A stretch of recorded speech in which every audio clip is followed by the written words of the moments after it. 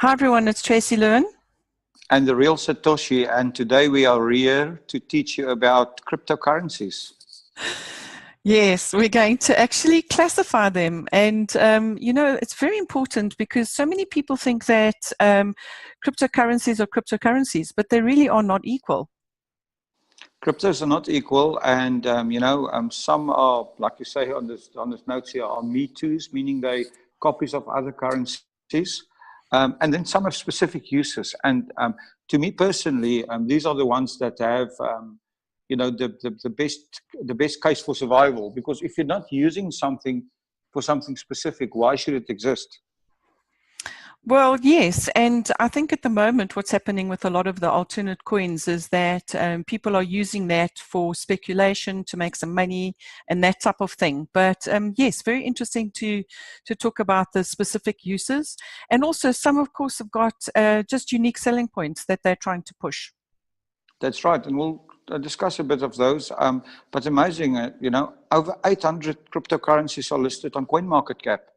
Which is absolutely amazing. That's incredible. And also amongst those are some of the latest ICOs that have crept into that, really right to the top of it. Yes, and as we go through it, we'll see there are a few that really have no use at all. And then there are others that are very useful. So let's go get to it. So, of course, the most important is the real lion, king of the jungle, king of the crypto jungle is the Bitcoin. Big Daddy Bitcoin, the one that we all know about, and and Bitcoin is the real use case as a global payment system, money transfer, remittances, and you can send and receive money across the internet to anybody, anywhere, at any time. And Bitcoin is really the one that was first, and has really monopolized that market of money transfer. Most certainly has. And of course, definitely a great store of value. We've been seeing how Bitcoin has increased in value over the last few years. And particularly since 2016, it's really been moving. Of course, 2017, very much so. Yes, and like you say, it's backed by mathematics, and you've got proof. You don't need trust. You've got actually mathematical proof of whatever exists and whatever is happening.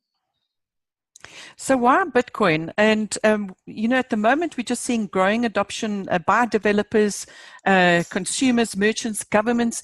I mean, if we can just mention governments, the Japanese government made Bitcoin a legal payment system in April. And so there's a lot of adoption going on, which is driving the price.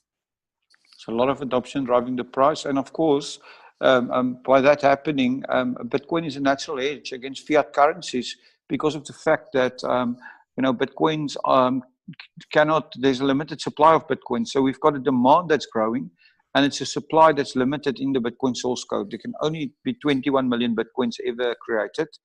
And economics 101, more demand, less supply, price should naturally increase over time. And if you want some more information, and you've got this on PDF, you can click below and learn more about Bitcoin. Yes, a nice little video what is Bitcoin, and it will teach you about it. Then we get to a very interesting one here. Yes, this one really is. And this is all about smart contracts. And then there's Ethereum. I mean, this is incredible what this platform has done. So it is a decentralized platform that runs smart contracts, and they are applications that run exactly as programmed. So what Ethereum has done is they've basically built a program language onto a blockchain, which is the underlying technology that that runs something like Bitcoin, and they've created a currency or a cryptocurrency that really has this completely separate use. And more than just money transfer, actually, to run this programming language. And that is why Ethereum has increased in value, because it has an actual use case. And to me, like I said personally, that is what gives these things value, is the fact that you can actually use them for certain things. And of course, the Ethereum token, which is called Ether, is transferred and between accounts, and it's actually used as compensation for proof of work. That's right. So, and this enables the contracts, to be executed and make them smart, as they say. Make them smart. And this is the exciting thing about Ethereum, because Ethereum is actually, in 2017, in January, it was something like $8. And now the price is just rapidly rising. And one of the reasons is because of the business adoption. Enterprise Ethereum Alliance was started up a few months into 2017. And there's been an incredible adoption by businesses and countries, and it's just been incredible. And there's over 150 businesses that are linked to this. That's right. And now we've got, these things called initial coin offerings. Ethereum has created an app on the platform, which actually, is a smart contract that allows you to create your own coin or your own currency. And, there's some interesting use cases for this. One of the most interesting one I've seen is that Daimler-Benz has actually created a corporate bond on the Ethereum blockchain to the value of 100 million euros and issued it successfully. Yes, that's incredible. So if you do want to know more about Ethereum and also the differences between Bitcoin and Ethereum, you can actually go to the bottom of this page over here and watch those videos. Now let's talk about encryption. This is very, very interesting one, EOT. Well, this is a new kid on the block, but in my view, is going to be one of the most important developments that there is. I mean, the encryption of things, is a process whereby physical devices that are linked to the internet are safeguarded by the use of cryptography, and it's a very, very interesting development. As the whole of the internet is moving, or the whole of your physical world is getting connected to the internet. If you think about your home, just how many devices now are linked to the internet, and it's exponentially increasing. Yes, and of course, this is also open source, decentralized, and very secure, and of course, very fast. So why EOT? You mentioned physical devices. Well, we've just seen at London FinTech Week the launch of the world's first crypto communicator, the BitVault, which is really a device that are using this whole concept of a blockchain and physical devices and cryptography in what I call the golden triangle to create all kinds of uses such as secure messaging, secure calling, encrypted storage of your valuable information, verification of your identification to whoever you're sending a message to, and all kinds of things. And the BitVault is going to use EOT tokens to actually, execute these almost a form of smart encrypted contracts that is run. And this is only one of a myriad of devices that's going to use this currency. That's incredible. And also, obviously also some new opportunities as well. So developers can get involved. Exactly. And like you say, there's more than 20 billion devices that will be linked to the internet in the next 3 years. And there's going to be a huge demand for encryption, and thus a huge demand for, software and hardware that actually enable smart cities, smart agriculture, and all of these things. So EOT is really something that if you're serious about cryptocurrency, you need to know what is going on here. The other thing that's interesting, EOT is not being taken to the market as a traditional ICO. It's been dripped into the market and actually introduced as an actual use case. So this is something that will actually be used. So something that definitely needs to be taken note of. And if you want some more information about EOT, at the bottom over here are links to what is EOT and, of course, the EOT website.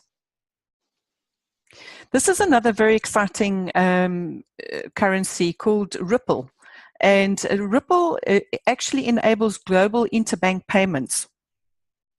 Well, yes, Ripple created their own ledger called the XRP ledger, which it can be used, like you say, for interbank payments and on intrabank payments. Banks can actually send currency between their own branches and to other banks and all kinds of stuff. And Ripple has successfully integrated now with a lot of banks developing on the XRP ledger, and also, something to watch. It's basically, new software that people are using all the time. So again, a very, very good use case for Ripple. And so why are the banks actually doing it? So new revenue opportunities, lower processing costs, and overall a better customer experience.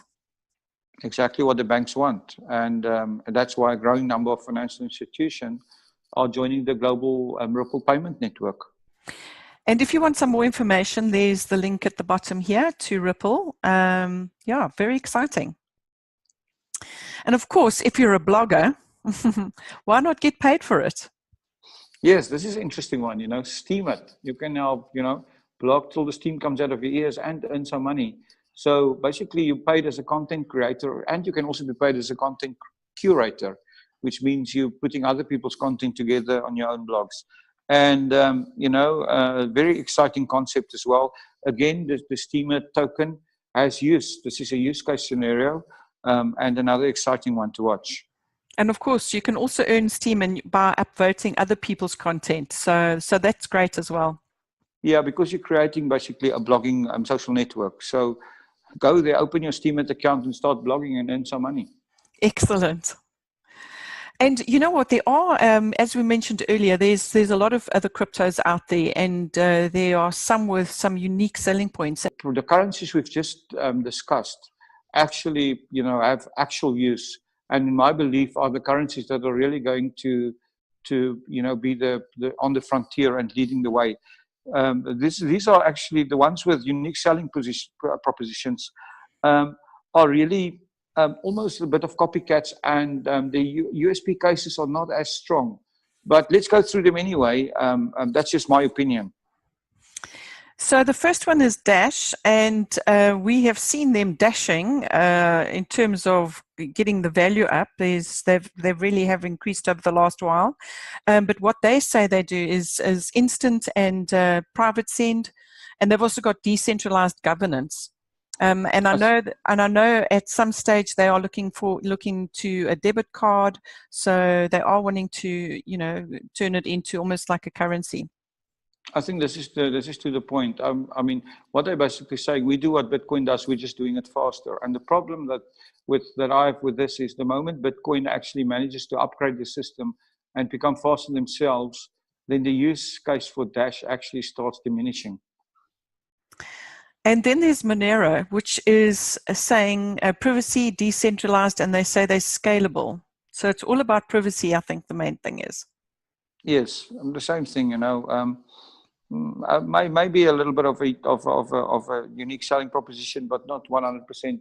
And we'll see how that, with some tweaks, they might have something better going on in Monero, but they've certainly been going up in price, these cryptos.